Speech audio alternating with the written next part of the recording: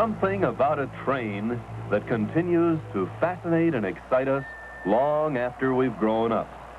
Of course, we know who the trains belong to, but when a father buys a set of electric trains for his son, it's always kind of a question as to who's going to get more fun out of them.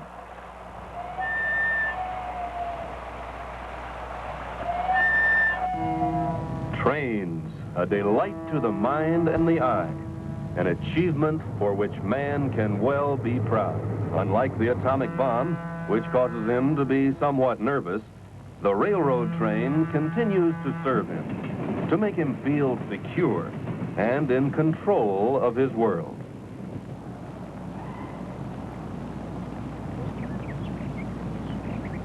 A pleasant day in the country, and somehow a moment of it becomes more pleasant with the sight of the bright locomotive coming out of the distance, heading for a spot where it'll be seen close and in all its glory.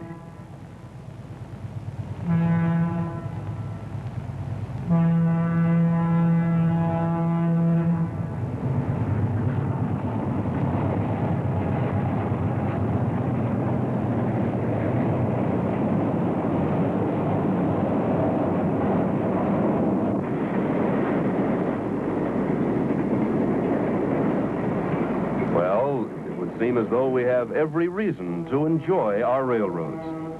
From our earliest years, they add a touch of magic to our lives. And from our earliest years as a nation, they help to open the West and to bring extraordinary growth and development to the entire country. Today, they continue to serve us, linking us together, keeping us unified and strong. And yet, there is a part of railroading that none of us can enjoy. It happens here at the intersection of track and highway. It is here at the grade crossing that we have cause for deep concern. There is tremendous power in this mighty service, a power that must be respected. No one has more respect for it than the man guiding the train, the engineer himself. It is he who sees the problem at close range, and it is for him to tell us this story. I like a quiet run. I usually get one. But occasionally things get to worrying me. Like right now, that convertible out there. I'll give him a whistle.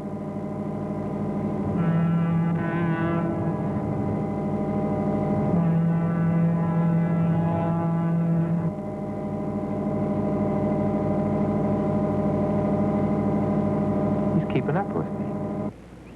Wonder if he knows there's a crossing up ahead, not very far off. Is he trying to beat me? If he is, it might mean trouble.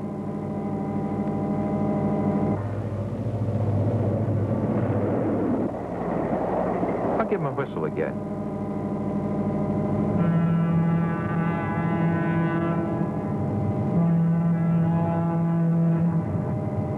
Hope he sees those flasher lights in time.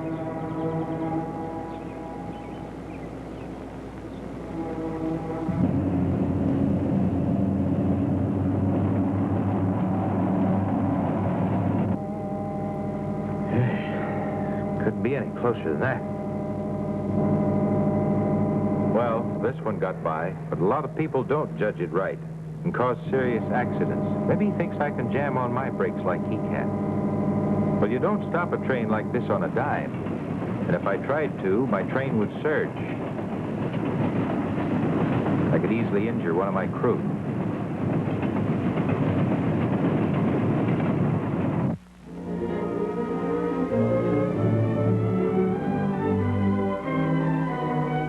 Most everybody is pretty well educated on what's necessary for safety at the grade crossing. The signal that's been put there is not to be taken lightly. It must be obeyed.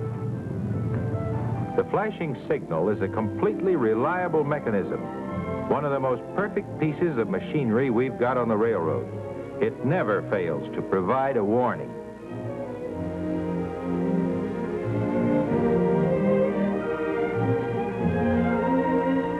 Let's say I'm getting close to a grade crossing, like now. The rails are part of an electrical circuit. And when my wheels and axles pass over a certain point, they interrupt this circuit, starting the flasher lights some distance away. And if ever anything goes wrong, this mechanism goes to the safety position, causing the signal to operate. There's always positive protection. These grade crossings can be as safe as your home if you obey the signals. And I mean just as long as the signals continue to flash. Take this situation. Happens far too frequently. A driver observes the signal. He also observes the train and waits impatiently for the caboose to appear.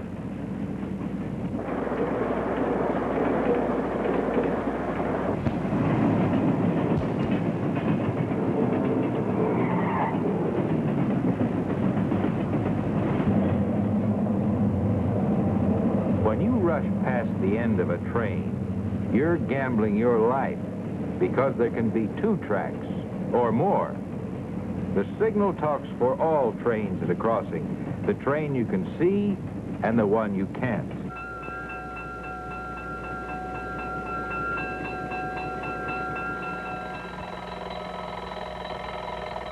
Let's think about signals for a moment. Each one has a purpose. There's one that tells us to come and get it.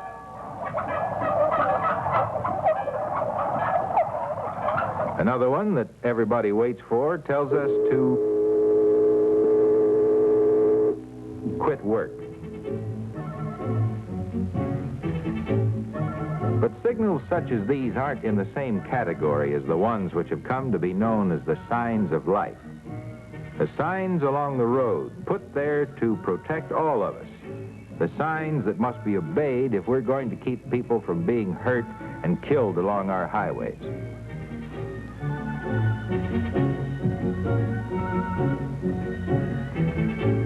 This one tells you there's a railroad crossing ahead. Warns you to look and listen and be ready to stop if necessary. Then there's the crossbuck, which is right at the crossing. It means slow down, look, and listen to make sure the way is clear before you go ahead. Incidentally, this sign was first introduced by my company, the Reading Railroad, many years ago. It's still a good warning for today.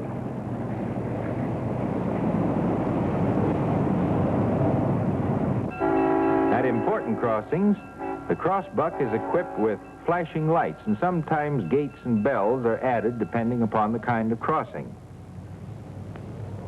But take the intersection of any 2 roads, and you have a joint responsibility. Those coming down this road should do their share in preventing accidents. And those traveling along this road should do theirs. Well, now, how is the railroad doing its share?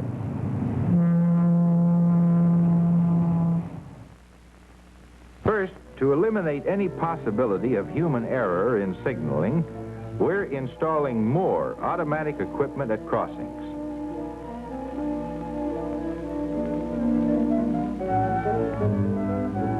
They're kept in perfect working condition by an expert who inspects and checks the gates and signals and their operating mechanisms every week. Also, we're trying to educate the public in safety at the crossings. And since this is a long-range program, it includes the young public. We're out to make them more careful pedestrians as well as future drivers.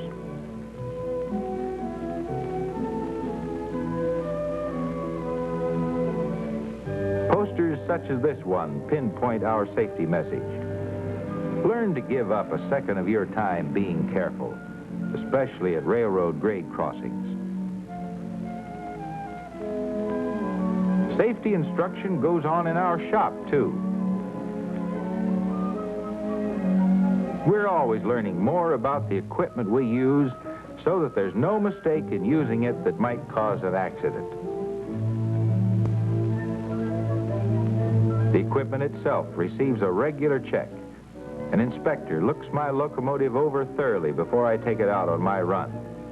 He examines coupling devices. He checks the wheels. He inspects the piston travel on my air brakes to make sure they are functioning perfectly. He goes over my entire locomotive, tests each one of my controls. He operates the brake levers, checks the pressure gauges, sees that my instruments are showing what they're supposed to show.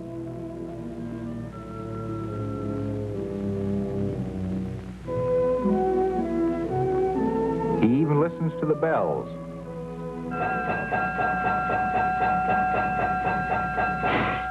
And the horn.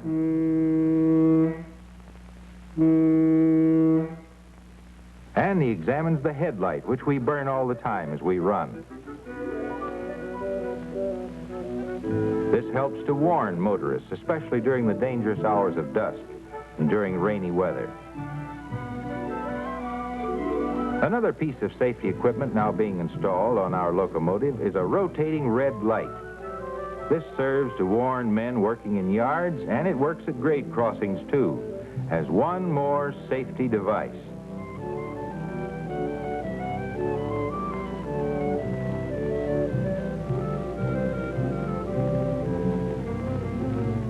Here's something else that's checked on my locomotive, a windshield wiper.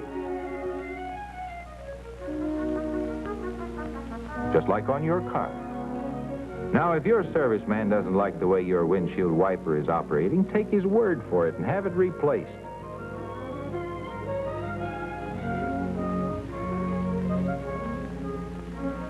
You can do a lot to prevent accidents if you keep your equipment in good condition. Be sure that your windshield wiper and your defroster and fan give you a perfect view of what's ahead. And your brakes. Have them checked regularly. For the tight spot that everyone gets into, sooner or later, you want them to hold firmly. Your battery should not be on its last legs.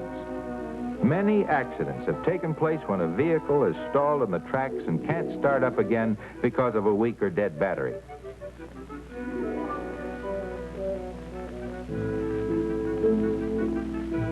And you, the motorist, don't fail to have yourself checked regularly. Same way I do. You, the driver, and I, the engineer, are the two individuals whose paths cross at the intersection. Let's not meet there. When we drive, both of us should be in good condition. Driving equipment that is in good condition. You know, there's another type of driver who comes to mind when I worry about accidents. He's a danger to all of us when he gets behind the wheel of his souped-up car. Yep, he's the hot rod driver. Maybe outside his car he's a regular Joe, but behind the wheel, well, he just can't be trusted. He's a danger to himself, his pals, and practically everyone in sight. He's a rebel when it comes to following the signs of life. He sees them, but doesn't care.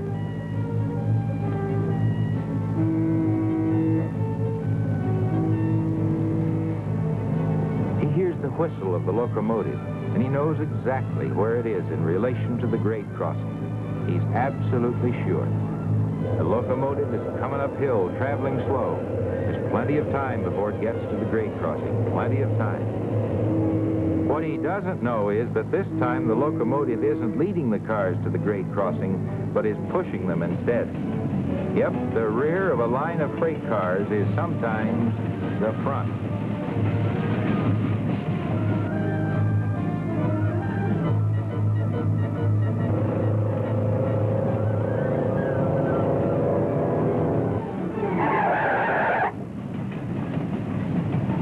Signals were flashing, and they should have been obeyed. You can't always see a train approaching, but the lights can, and will always tell you the truth. A final word of caution about bad weather. When you're driving along with the radio loud and the windows up, you're not apt to hear the sound of the train or the bells. So when you approach a crossing in bad weather, take your window down in order to stop, look, and listen. Whenever it's harder to hear or harder to see, take more than ordinary precautions.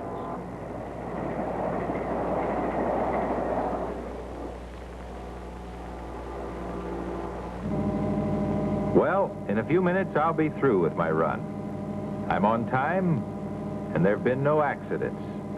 That's the way I like it. And that's the way it is most of the time. But it's those times when we do have an accident, and they come. Well, we've got to do all we can to prevent them. Well, you've seen a serious side of railroading, as an engineer sees it from the window of his cab.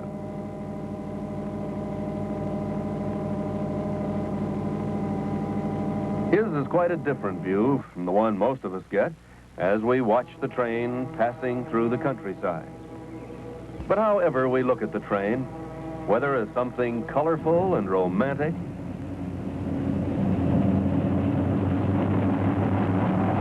or for the many services it performs, bringing food from the farms, clothing from the factories, carrying all manner of goods,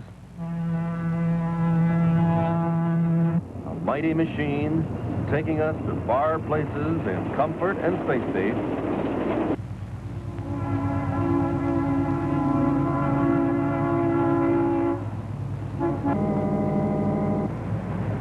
However we look upon it, let us remember what can happen at the grade crossing. Remember always to stop, look, and listen.